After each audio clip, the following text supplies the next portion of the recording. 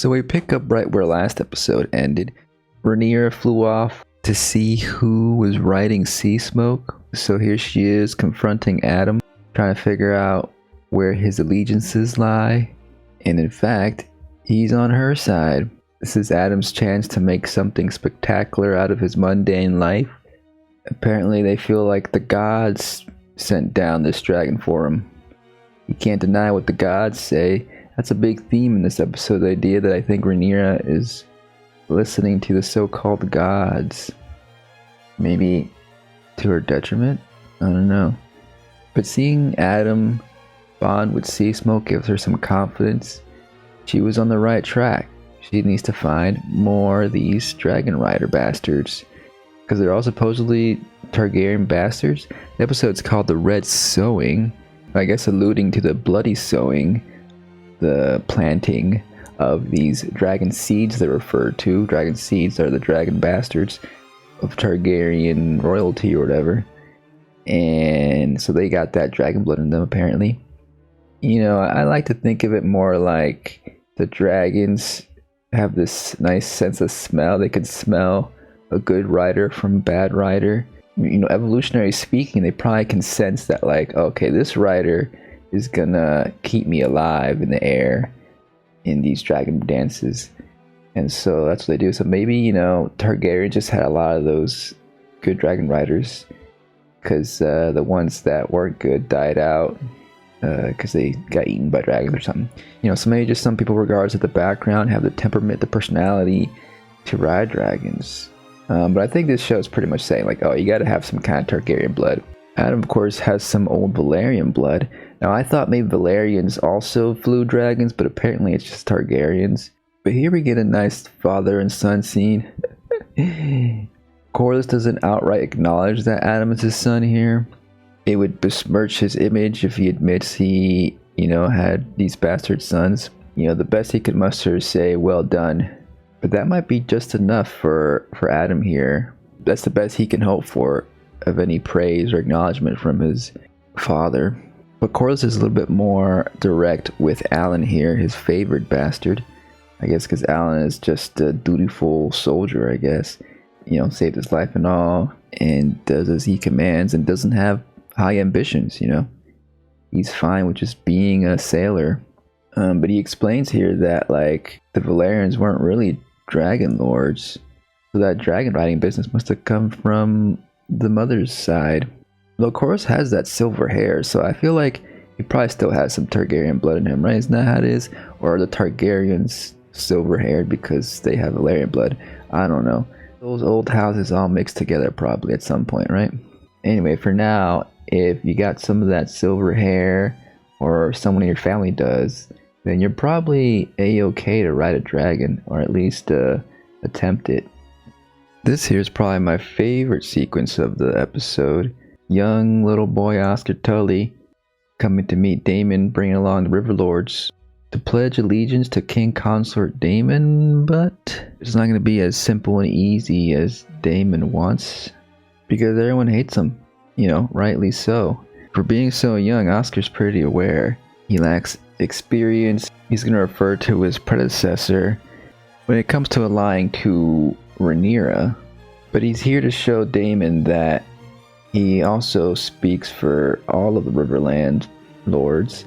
So while he tosses Aemon some sly insults, he demands that this Blackwood fella be put to justice. The same guy that Daemon told to go all out. He told him to be vicious to the Brackens since they wouldn't bend the knee. Daemon didn't want to get his hands dirty, didn't want it tied to the crown. But they all agree this guy just went too far, and so they want him to pay the price. And Daemon feels outnumbered here. He needs the armies from these lords, so he feels compelled to do as Oscar commands and chop this guy's head off. In a cruel twist, he ends up executing the guy that did exactly what Daemon commanded him to do. At this point, it feels like being this king consort is not all it's cracked up to be, and he can't always really get what he wants. He's gonna have to abide to some of these other lords. And so he has another vision of his brother that brings up this conflict in him. Viserys is like, this crown weighs heavy on you. Do you really want it? He's in his decomposed state to really push the message across that, like, hey, being king comes with a heavy price. Is he going to ignore all the signs that maybe being a king isn't right for him or the realm? Or is he going to push through next episode and embrace his tyranny? Meanwhile, Alicent is in her darkest days. She no longer holds any power during this wartime. She probably doesn't have much confidence that she'll make it out alive in this war. And so she's become suicidal. So she takes some time off and goes camping. She gets a lake all to herself to drown out those sorrows. It's not quite clear what her mindset is at this moment, but I imagine she just needed a little break. And she's got a cool new idea up her sleeve. You think Alicent came up with an idea to deal with all these new dragon riders? Over here at the Eyrie, Rhaena goes out on her own to find that mystery dragon. I'm pretty sure she's gonna show up next episode with a surprise entrance on a new dragon to save the day, right? That seems like a very Game of Thrones thing to do. Turns out all that time we spent with the small folk was about establishing potential dragon riders for Rhaenyra's army. But this is a good scene with Jace here, giving him more depth. He admits here, I think for the first time, that yeah, he realizes that he's a bastard child. And he feels like his claim to the throne is easily questioned because of his brunette hair, right? And the only thing that he had going for him really was that he's able to fly a dragon. But now that Rhaenyra is going on this mission to find other dragon riders, other bastard children, he feels like he can no longer hold on to that to legitimize his position. And so in pursuing this mission to find more dragon riders, Rhaenyra is putting Jace at risk here of becoming just like every other person, a small folk. Yeah, he's being a bit of a baby about it. And it catches Rhaenyra by surprise too, like she didn't realize that's what he was thinking in his head this whole time. But this is pretty revealing too for Rhaenyra here. She's pretty much putting faith in the gods here, that the dragon Sea Smoke picked Adam. That's a sign for her, like, oh, we got to keep on this trail, on this path, no matter the cost. It's the way to go forward. It can be very dangerous when your excuse to gaining power is that the gods told you to do it. And it's starting to look very cult-like here at Dragonstone. Even the old-time dragon tamers see that something's amiss. They quit due to Rhaenyra's insistence that they gotta keep finding these new dragon riders.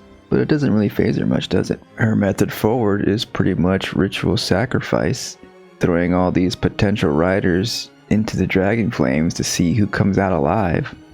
It's a menacing turn for Rhaenyra, but it doesn't play out too much like a villain arc. It gives her more of that edge I wanted to see more of throughout the season, It actually makes her character a lot more interesting now.